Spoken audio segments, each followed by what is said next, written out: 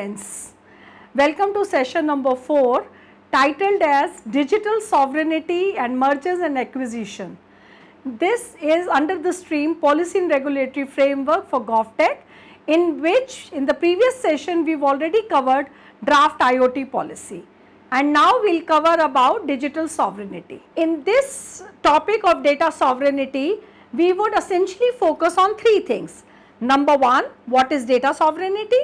Number 2, what are the contradictions and disputes around data sovereignty? And number 3, what are the implications and possibilities of mergers and acquisitions like Jio-Facebook deal on data sovereignty? Data sovereignty is actually a part of internet governance.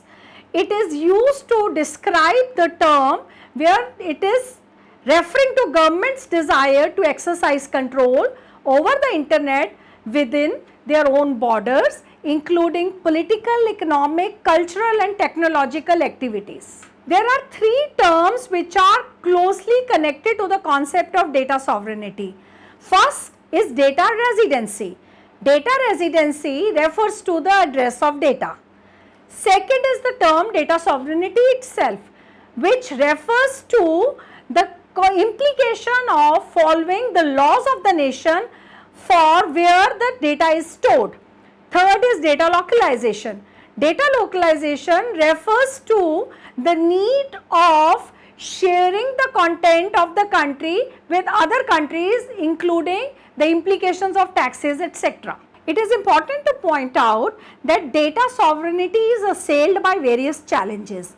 First challenge is cybersecurity itself, which has become a global challenge and a threat for sovereign states. There are international debates on rules of cyberspace, systemic and revolutionary changes to governance all over the world in cyberspace area. Further, there are deep differences and doubts which continue to divide the international community, particularly with respect to consensus on information security issues. There is already a group of governmental experts called as GGE on information security to resolve these concerns. There are several contradictions also.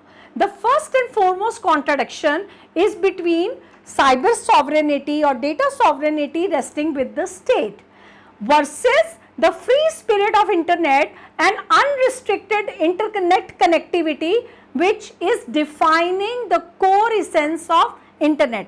If the emphasis is placed on cyber sovereignty and data sovereignty, then each country may end up setting up a separate cyberspace of its own, thus resulting in the fragmentation of internet, which would go against the free spirit of internet. The second contradiction. The second contradiction is between the domain of cyber sovereignty versus human rights. This reflects the tension between the internet principle of freedom of speech versus state intervention.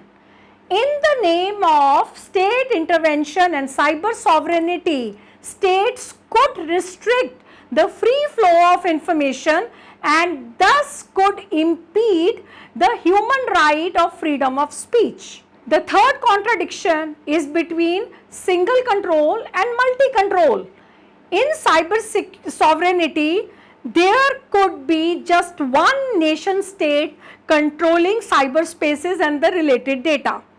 However, all of us know governance has multiple stakeholders. Therefore, cyber sovereignty will provoke controversies on the pattern of internet governance.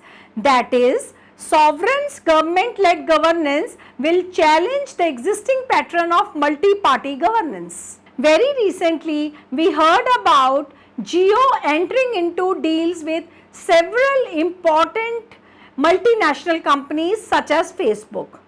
The Jio-Facebook deal, as it is popularly referred as, has to be evaluated closely because of the potential implications for global tussle on data governance and for politics on data sovereignty in the world's largest democracy, that is India.